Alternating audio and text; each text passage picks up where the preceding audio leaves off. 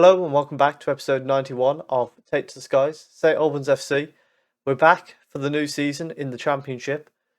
We've made quite a few new signings, some record transfers, and we've also sold quite a few players as well. Let's have a look at what we've done.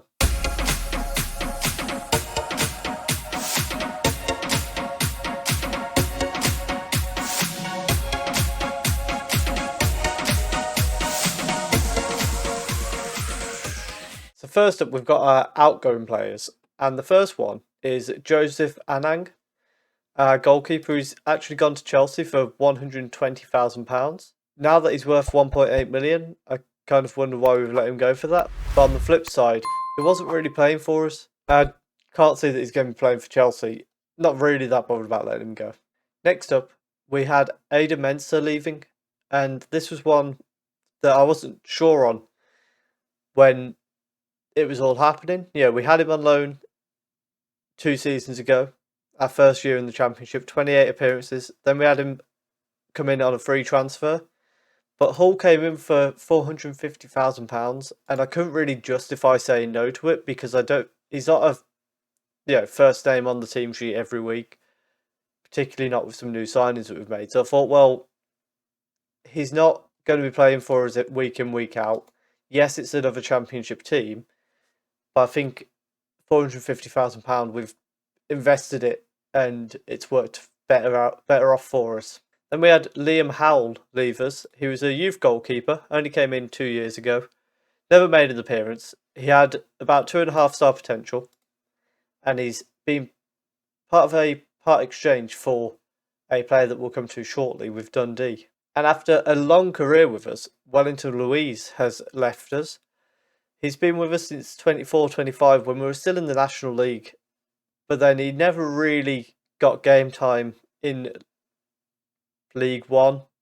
He got a little bit in League Two, but not much. And then eventually, in our first year in the Championship, he didn't play at all. So we ended up sending him on loan last year. This year we finally sold him £25,000. It's not a lot for a player that's been with us for that long, but also it allows him to go somewhere and get first team football. So I'm fine with letting him go. I hope he does well at Carlisle.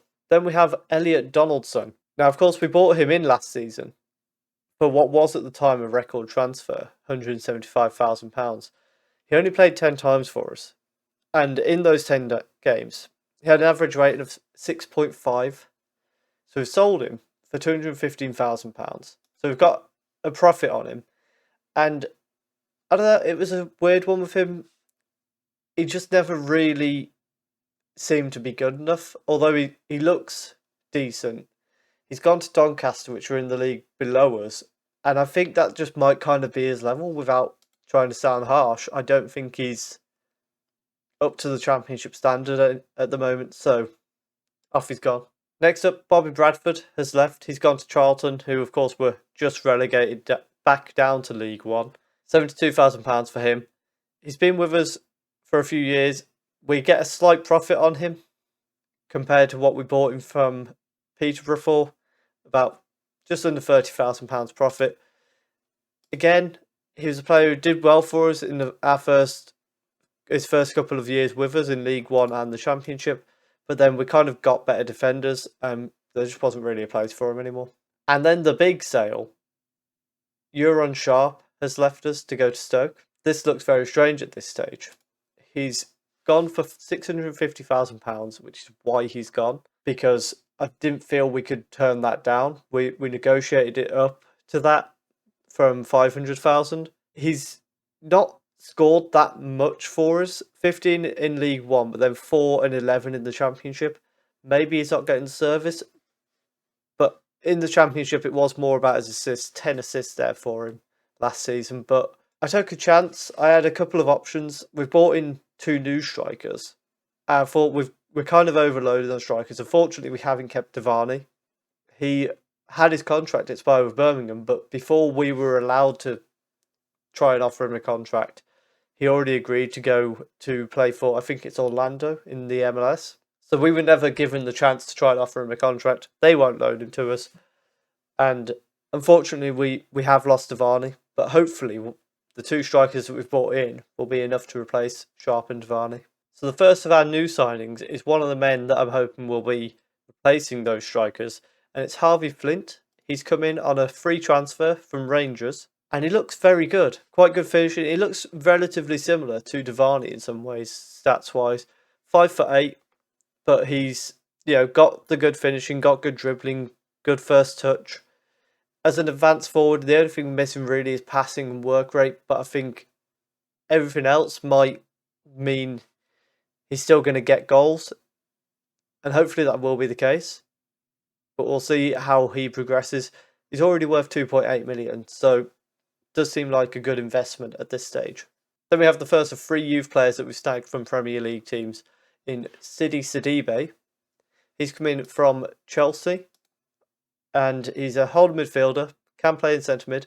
He does look quite good already, looking at his stats. His passing, marking and tackling look really good. He's got good work rate, good teamwork. So I think he's potentially going to get some game time, not week in, week out, but he's definitely an option for us to have on the bench, playing some cup games and see how he progresses. He's got the potential to be a championship defensive midfielder, which normally means they can also probably support us in the Premier League in a relegation battle. Then we have Keith Beresford, another player we've snagged from the Premier League, holding midfielder. He's come from Liverpool, and we've sent him out on loan to Dartford. Similar to Sidibe, he's got very good potential. He's slightly worse at the moment than Sidibe is, which is why I've chose for him to be the one that goes out on loan. But you can see they've got some relatively similar stats. They're both like playing as a ball-winning midfielder. Beresford would rather go back to centre-back, whereas Sidibe would rather go forward to centre-mid if we had to. And finally, we have a centre-back in Serge Kubonu. I think that's how that's pronounced. He's come in from Liverpool again. Centre-back, 6'4". He's got good heading, marking, tackling, very good bravery. Again, it's a player who's come in young, but he's got so much potential for us to work with. Potential to be EFL Championship central defender, but with the players that we've got, I think again he can get a bit of game time, not week in, week out, but there's certain games where I can see him playing and having his part to doing those, and I think with that game time he'll develop. And maybe even next season he could be one of our starting centre-backs even. We just need to work a little bit on his technical attributes outside of the tackling and the marking, and we could have a real player on our hands there. Next up, we have the other striker that we brought in Bernard Inello. That guy. We'll call him Manuel. He's coming on a free from Watford for us. They paid 8.5 million for him, and now he's come to us on a free transfer. Bad business, Watford. Worked out for us though. He can play right mid if we needed him to, although his crossing is very poor. Other than that, though, he's probably going to be playing more of the poacher role. He's got good pace and acceleration. His heading's a little bit not great, but decision making also needed a bit of improvement. But his composure, finishing are quite good. He's got the pace to play the poacher role. So hopefully between him, Bennett and Flint, we'll be able to get the goals. And hopefully Sheldon can pop in with a few of his own as well. Then the player that we had the part exchange for, we've brought in Lee Goldsmith, a left winger. He's got not as good current ability as I thought he did from the scout reports. £110,000 and part exchange. At the moment, he's not as good as I hoped, but he can give us an option on that left-hand side alongside Vukac, because Fawn I'm going to be experimenting with in the Mazzala role. Although, more to come on that soon. Overall, he does look quite good. I think 2-star might be a little bit harsh on him based on the stats that we can see. And hopefully he can, outperform that 2-star, as we've seen many players do during this save. Next up, we have a player we've got in on loan from West Ham, of course, still our parent club. Holding midfielder. He can play as the deep line playmaker, which is what we're looking to do with that holding midfield position. And the key attributes, the only one that's struggling is off the ball. Everything else, the 16 passing, 16 technique, decisions is hit and miss. But overall, he looks like he's got a really good chance to be that holding midfielder. It might mean Maloney can go into the main midfield. I think Maloney is probably his biggest competition for that holding midfield slot, although his passing is what lets him down for me. But overall, I think Bradley coming in gives us a couple of good options in holding midfield, or he can move forward into centre mid and do absolutely fine there, although not as a Mazzala, which is what we were after. That, however, has been solved by this man, Jack Hoyle. The only thing in Mazzala that's really making him struggle is his long shots and his finishing. His flair's not all there, but he's come in. He's our best player in the Mazzala role already. He's worth 2.4 million. We've paid 1.2 million for him, which is a little bit eye-watering from our perspective. It's not all in a lump sum. Can't remember the exact clauses. Let's see if we can find that for you. So the clauses, we do have to pay them £500,000 once he's paid 50 league appearances. Maybe we even just use him for one season, then sell him on for a profit. They do get 30% of the profit that we make on him, though, which is something that we kind of had to do to get the slightly cheaper deal. And then also, we do have to pay them 3 instalments of £250,000 over the next 3 years. But overall, I think that'll work out for us if he performs as we would hope. League-wise, that still sees us predicted to finish bottom of the league. Put some respect on our name. Burton, Preston and Reading are the teams new to the Championship, while coming down with Brentford, Nottingham Forest and Portsmouth, those two are predicted to finish really low. So you can see they're predicting a real battle for the top 3 between Derby, Bournemouth and Villa. One of those didn't even get in the playoffs last year. And then after that, it's really tight down to Portsmouth for who's going to get these playoff spots. I think we're being hard done by here. Our key players are predicted to be Maloney and Bernardinello. So it'll be interesting to see what we end up finding in terms of who our best options are. It has picked up the 3-1-4-2, so it's going for Mackie, Stevens and York at the back. The one problem we have had is goalkeeper. Currently in the process of looking for them. We've got John Lynch, who we have delayed a transfer on because I still think we can find someone better. But that's something we're starting to run out of time to bring someone in. And yeah, we're going through scouting people, trying to get someone in as soon as possible.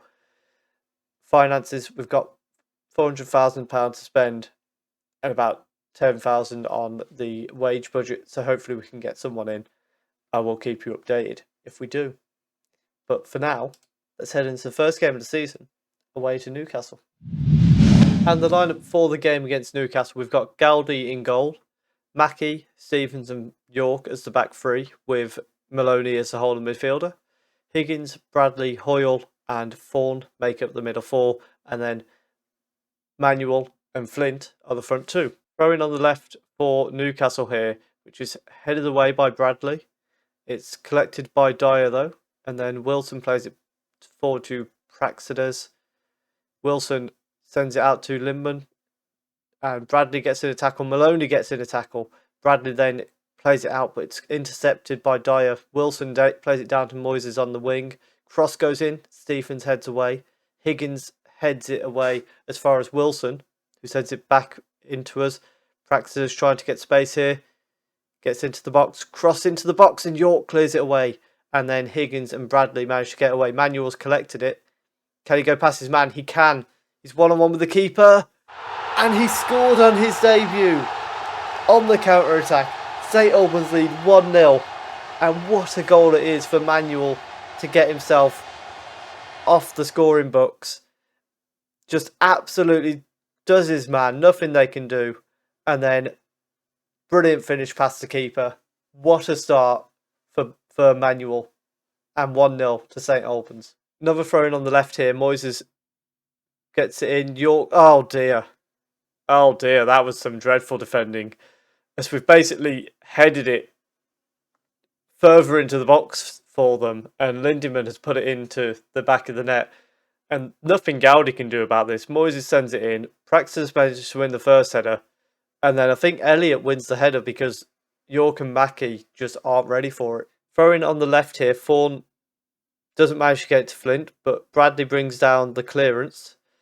He's trying to get some space out here on the right, but it's eventually taken off, and Maloney collects the clearance though and plays it back to Mackie. And his ball forward is headed away. Bradley collects. Ball back over the top, but doesn't quite find his man. Moises has collected their clearance now. Praxedes running forward with it. Bradley's trying to close him down. Ball through to Moises, and he's put it past Gowdy at his near post. And Gowdy should not be getting beat from there. I know he's not the best goalkeeper, but you shouldn't be getting beat from there. Absolutely not. Praxedes played it in here, and Gowdy's at his near post, and he's... Oh, that's such poor goalkeeping. Gowdy plays it short to Mackie. 35 minutes gone at this stage as we play it out from the back. Mackie goes forward, but Dyer easily intercepts that. Wilson plays it forward to Moises, and he's closed down. And Maloney with a very good clean tackle, and then he goes long. It's not to anyone. Wilson plays it to Niakate. They exchange the ball back to Praxedes. Yankutu. Wilson plays it over the top to Dyer. Cross to the far post, and Lindemann has made it 3-1 for Newcastle. And that 1-0 lead at the start is looking a very long time ago now, as we just get torn apart by this Newcastle team. I still think that last year they just had an off year. They probably are a very good team, but that was a little bit too easy for them. Corner kick here as Moises sends it in. Bradley heads it back to him though, and then he plays it to Elliot at the edge of the box. It's bouncing all over the place, and eventually it's gone to Lindemann, who's scored his hat-trick. And it's 4-1 to Newcastle. And this game started with so much promise. And then, I mean, look at the way this bounces around here. And then Gowdy, again, should probably save that. We do have a highlight straight from the kickoff. Bradley playing it out to Higgins, forward to Manuel. Can he get the ball across to Flint? He ends up going back to Higgins and back to Mackie, who then goes forward to Higgins, Maloney, Mackie, back to Stevens, and then Maloney needs to get it away. Bradley, back to Maloney, out to Hoyle, but doesn't get there. But Stevens heads it back away. Hoyle collects it, forward to Flint, back to Bradley, out to Fawn on the left-hand side, inside to Hoyle, ball through towards Flint, who is offside. Oh, that hurt. That was a lovely finish from Flint, and it's a promising sign of things to come though. And at half-time, we do trail 4-1 to Newcastle, and it's been pretty disappointing. After what looked like a good start for us, we just kind of fell apart, and unfortunately, doesn't look like there's much of a way back into this for us. We have a highlight straight from the second half kickoff. Hoyle tries to get a ball towards Manuel, but it's denied. Wilson plays it to Praxedes. He's going to bring it forward to Moises on the left-hand side for Newcastle. Maloney is skipped past, and then Mackie has come across and tripped his man. And it's going to be a penalty for Newcastle, which Praxedes steps up to take and just blasts it past Gowdy. And that's close enough that your keeper should be saving that if he's diving the right way. We're going to make a couple of changes here. Higgins is going to come off for Barrow because he's looking quite tired. Maloney is going to come off for Phillips because of the yellow card. And we'll bring Hoyle off for Brown as well because of the yellow card, and he was looking aggressive at half-time.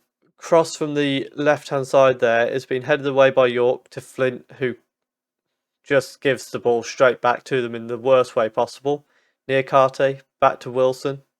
Praxedes to Sottil. Praxedes across to Lindemann, and this time he's put it wide. If it was on target, Gowdy was doing nothing. Late on, we've got a corner with Barrow. Can he find anyone in the box? He sends it to the far post, and Stevens has volleyed it very nicely into the bottom corner. That was, very nice goal. I don't really know why you're being allowed to get a volley off at the far post, but sure. 5-2, doesn't really matter. Yankuto with the throw-in on the right for Newcastle. Gelabert goes back to Wilson. Feels very much like an end-of-game highlight. Praxedes to Sottil, and Gowdy's tipped it onto the bar. It's bounced on the bar again before going away for a corner. However, before the corner can be taken, it is full-time. A 5-2 loss to open the season. Very disappointing result. And after that result, it doesn't get any easier for us, as we've got Derby, the favourites for the title, next. However, what we will come back for is either the third or fourth round of the EFL Cup, as usual. We've got Exeter in the first round, so we should be fine there. They're a League 2 team. As I say, unless we get a really big Premier League team in the next round, it'll be the third or fourth round we come back for. We're going to try and just get through the season relatively quickly, because I'm hoping to have some sort of a playoff push, or I want to try and get us to the Premier League before the end of the series because of FM22 coming out. But that's not a good way to start the season. We definitely need a goalkeeper. I don't think York's going to be playing centre-back for very long. If you have enjoyed that, please do leave a like down below. Comment your prediction for the season. Is it just a tough start against a strong Newcastle team, or are we in for a rough season? Let me know what you think. Subscribe if you are enjoying the content. Thank you very much for watching.